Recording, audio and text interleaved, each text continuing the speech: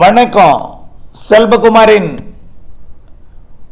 மேற்கு வங்கம், ஒடிசா, ஆந்திர பிரதேசம், தெலுங்கானா, சத்தீஸ்கர், மகாராஷ்டிரா, குஜராத் ஆகிய மாநிலங்களுக்கான அதீத மழை எச்சரிக்கை. அதிகாரப்பூர்வ வானிலை அறிக்கைக்கு இந்திய வானிலை ஆராய்ச்சித்துறை அறிக்கையை பார்க்கவும். 2025 செப்டம்பர் 24 புதன்கிழமை அதிகாலை பதிவு. வங்கக்கடலிலே உருவான காற்றழுத்த தாழ்வு பகுதி தற்பொழுது வடக்கு ஒடிசா கரையோரத்தில் நீடித்துக் கொண்டிருக்கு.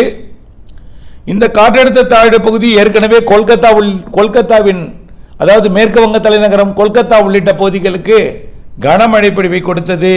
பாதிக்கும் மழைப்பொழிவை வெள்ளம் சூழச் செய்தது. தற்பொழுது சற்று தெற்கு நோக்கி நகர்ந்து கொண்டிருக்கிற காரணத்தினாலே தற்பொழுது மழைப்பொழிவு எங்கே அமைந்திருக்கிறதுன்னு பார்த்தீங்கன்னா, அதாவது ராய்ப்பூர் மற்றும் அதனை ராய்ப்பூர் கொல்கத்தா இடைப்பட்ட பகுதின்னு சொல்லலாம். ஜகதல்பூர் உள்ளிட்ட சத்தீஸ்கர் மாநில கடலோர பகுதிகளுக்கு, அதாவது சத்தீஸ்கர் மாநில மிக மழைப்பொழிவை கொடுத்து வருகிறது. தாழ்வு பகுதி இரு காற்று இணைவை சத்தீஸ்கரில் ஏற்படுத்தி கொண்டிருக்கு. இது கொஞ்சம் கொஞ்சமாக தெற்கு நோக்கி நகரும்னு சொல்லியிருக்கிறோம்.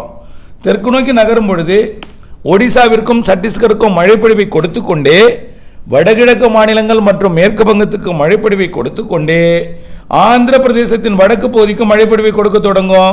25ஆம் தேதி நாளை ஆந்திர பிரதேசத்தோட வடக்கு பகுதி விசாகப்பட்டினம், ஸ்ரீகாகுளம், விஜயநகரம் உள்ளிட்ட பகுதிகள் தொடங்கி ஒட்டுமொத்த ஆந்திர பிரதேசத்தின் வடக்கு பகுதி விஜயவாடாவிலிருந்து கிருஷ்ணா, கிழக்கு மேற்கு கோதாவரி மாவட்டங்கள் மற்றும் விசாகப்பட்டினம், ஸ்ரீகாகுளம், விஜயநகரம் உள்ளே பல்வேறு பகுதிகளுக்கு மழைப்பொழிவை கொடுக்கும்.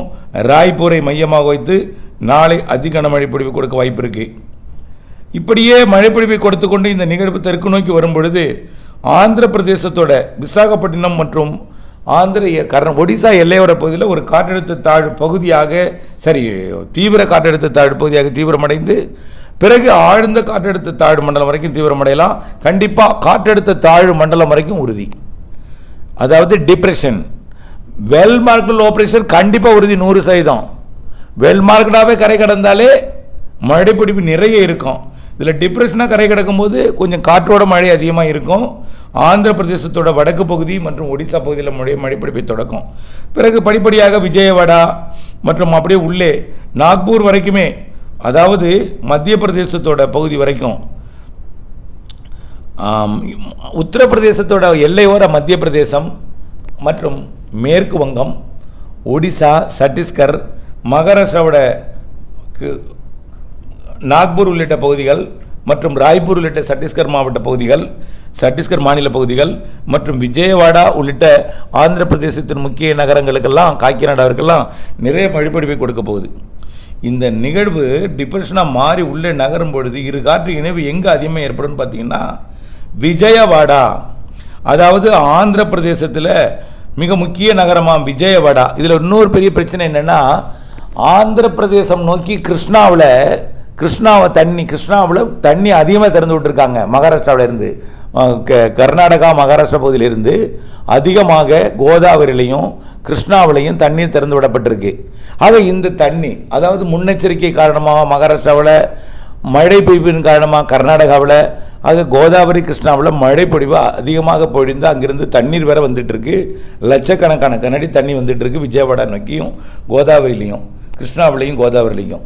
இதுக்கு அடுத்தபடியாக பார்த்தீங்கன்னா இந்த கம்பம், அப்படியே பார்த்தீங்கன்னா அதன் உள்பகுதி எல்லாமே சரியாக சொல்லப்போனால் ஏலூர், விஜயவாடா, நரசாவராப்பேட்டை இதற்கு வடக்கு உள்ள பகுதியெல்லாம் நிறைய மழை பிடிப்பு வரங்கள் வரைக்கும் பெய்யுது.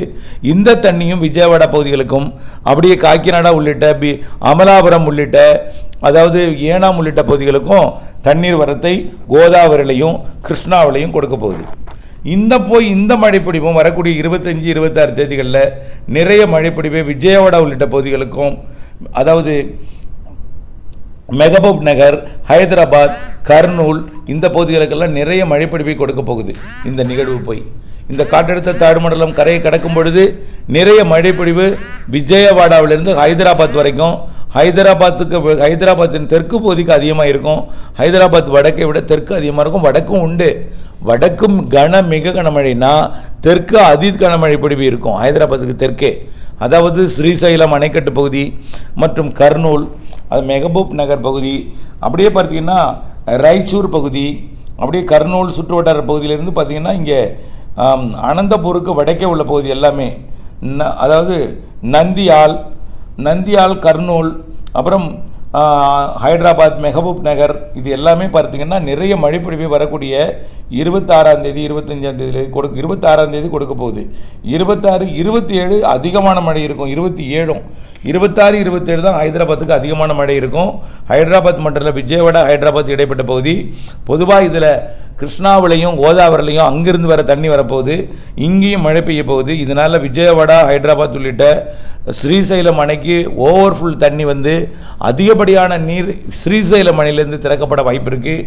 ஸ்ரீசைலம் அணை மிக முன்னெச்சரிக்கை தேவை. ஸ்ரீசைலம் அணைக்கு, அதாவது ஸ்ரீசைலம் அணையை சுற்றியுள்ள பகுதி, அதாவது ராய்ச்சூர் மற்றும் மெஹபூப் நகர் இதன் சுற்றுவட்டார பகுதியில் தான் அதிகமான மழை பெய்ய போகுது. ஸ்ரீசைலம் அணைக்கிட்ட தான் அதிக மழை பெய்ய போகுது. அது இல்லாமல் ஸ்ரீசைலம் அணைக்கு அதிகமாக தண்ணி வரப்போகுது. ஹைதராபாத், மெஹபூப் நகரில் நிறைய மழை பெய்ய போகுது. இதனால் கோதாவரி, கிருஷ்ணாவில் அதிகமான நீர்ப்பெருக்கு ஏற்பட போகுது. விஜயவாடாவிற்கும் வெள்ளப்பெருக்கு ஏற்பட போகுது. ஹைதராபாத்தில் நிறைய மழைப்பொழிவு பொழிய போகுதுனாலும் அது கொஞ்சம் மேடாக இருந்தாலும் தாழ்வான பகுதிக்கு நீர் தேங்கி அது மிக வேகமாக பள்ளமான பகுதியை நோக்கி, கடலோர பகுதியை நோக்கி வந்து ஆந்திர பிரதேசத்தின் கடலோர மாவட்டங்களுக்கு கொஞ்சம் பாதிக்கும் வெள்ளப்பெருக்கு ஏற்படுத்தும் என்று எதிர்பார்க்கப்படுகிறது. இந்த நிகழ்வு 27ஆம் தேதி அப்படியே மேற்கு நோக்கி நகர்ந்து 27ஆம் தேதி மழைப்பொழிவை கொடுத்து கொண்டு 28ஆம் தேதி எங்கே போகணும் பார்த்தீங்கன்னா சோலாப்பூர், நாசிக், மும்பை, சூரத் மற்றும் இந்த பகுதிகளுக்கெல்லாம் போய் நிறைய இந்தோர்லேருந்து, போபால்லேருந்து, மத்திய பிரதேச போபால்லேருந்து நிறைய மழைப்பொழிவை கொடுக்க போகுது. 27, 28 28ஆம் தேதி மும்பைக்கு வெள்ளப்பெருக்கு வாய்ப்பு இருக்குது. 28ஆம் தேதி மும்பைக்கு வெள்ளப்பெருக்கு பாதிப்பு, ரயில் போக்குவரத்து, விமான போக்குவரத்து, சாலை போக்குவரத்து எல்லாமே பாதிக்கக்கூடிய அளவில் மும்பைக்கு வரக்கூடிய ஞாயிற்றுக்கிழமை 28ஆம் தேதி வெள்ள பாதிப்பு தெரிகிறது. 27, 28 மும்பைக்கு நிறைய மழைப்பொழிவை கொடுத்து 29 தொடர செய்யும். 29, 30 எங்கே மழை பெய்யும்னா மும்பை தொடர்ந்து 28, 29, 30 3 நாளும் மும்பை கொட்டி தீர்க்க போகிறது மழை. மும்பைக்கு அடுத்த வெள்ள அபாய எச்சரிக்கை. பிறகு 29, 30, 1ஆம் தேதி இந்த நிகழ்வு வந்து அப்படியே மகாராஷ்டிராவோட வடக்கு பகுதிக்கு சென்றுடும். 1ஆம் தேதி மகாராஷ்டிராவோட வடக்கு பகுதிக்கு போனாலும் மும்பைக்கும், நாசிக்கும், சூரத்துக்கும் இடைப்பட்ட பகுதியில் தொடர்ந்து மழை இருந்துகிட்டே இருக்கும். அப்போ 28, 29, 30, 1ஆம் தேதி ஆகிய 4 நாட்கள் மும்பைக்கு பாதிக்கும் மழை. தொடர்ந்து அது மகாராஷ்டிராவோட வடக்கு பகுதிக்கு கொடுக்கும் பொழுதே குஜராத்துக்கும் கொடுக்க தொடங்கின 2ஆம் தேதி வரைக்கும். ஆக மும்பைக்கு மழை 2ஆம் தேதி வரைக்கும் பாதிக்கும் மழை இருக்குது. மும்பை 28, 29, 30, 1, 2 5 நாள் மும்பைக்கு பாதிப்பு. 5 நாள் மும்பைக்கு வெள்ள பாதிப்பு இருக்குது. குஜராத்திற்கு 3 நாள் வெள்ள பாதிப்பு இருக்குது. ஹைதராபாத் உள்ளிட்ட தெலுங்கானாவிற்கு 2 நாள் வெள்ள பாதிப்பு இருக்குது. இவை எல்லா தண்ணியும் ஆந்திர பிரதேச கரையோரத்துக்கு வரும் என்பதனால ஆந்திர பிரதேசத்துக்கு 26, 27, 28, 29, 30 ஆகிய 5 நாட்களுக்கு நிறைய மழைப்பொழிவு வெள்ள பாதிப்பு தெரிகிறது. விஜயவாடா, கோதாவரி, கிருஷ்ணா கடல் கடக்கும் இடமாகிய அந்த விஜயவாடா, அதாவது மச்சுலிப்பட்டினம் மற்றும் ஏனாம் உள்ளிட்ட பகுதிகளுக்கெல்லாம் பாதிக்கும் மழை தெரிகிறது என்பதை உச்சபட்ச எச்சரிக்கையாக இதில் அறிவிக்கிறேன். தொடர்ந்து இணைந்திருங்கள் அப்டேட்ஸுடன். நன்றி.